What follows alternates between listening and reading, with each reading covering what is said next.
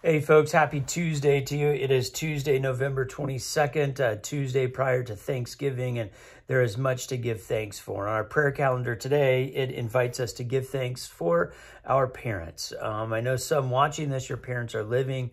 Some watching this, your parents are living in the afterlife. So it might be a bittersweet devotional for some of you, especially those who perhaps have this might be the first holidays without one or both of your parents. And we're thinking about you and praying for you. So today the scripture is in Ephesians chapter 6, verse 1.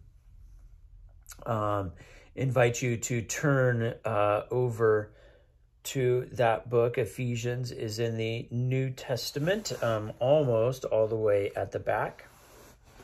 Ephesians chapter 6, verse 1. Children, obey your parents in the Lord, for this is right. Honor your father and mother. This is the first commandment with a promise, so that it may be well with you and you may live long on the earth.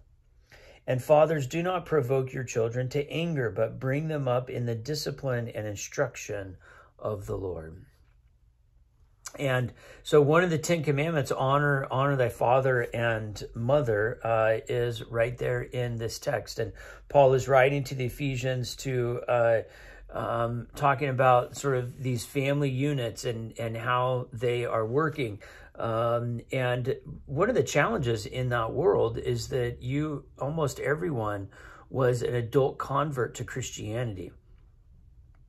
And so you can imagine that it would create challenges in a family unit if one person, a spouse or a child or even a parent had committed their life to Christ and the others had not.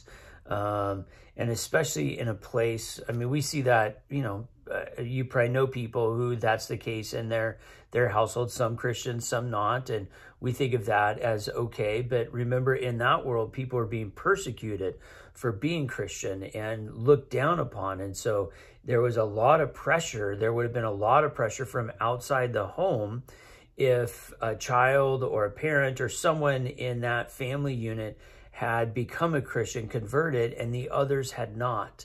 There would be all kinds of turmoil around that house, we imagine. And so here, and that's the situation that's going on. So here Paul is reminding them, both children and parents, that part of life and part of faith is honoring the others who live in your house, which means if you had converted to Christianity, you don't get to look down on the others. Or if you hadn't converted to Christianity, you don't get to look down on the ones that did.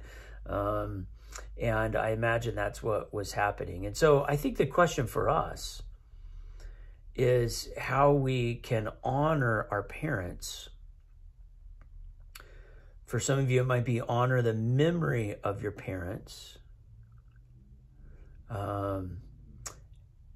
For others, it might be honoring the people in life that they're not your biological parents, but they parented you, mentored, trained, raised, lifted up, all of those things.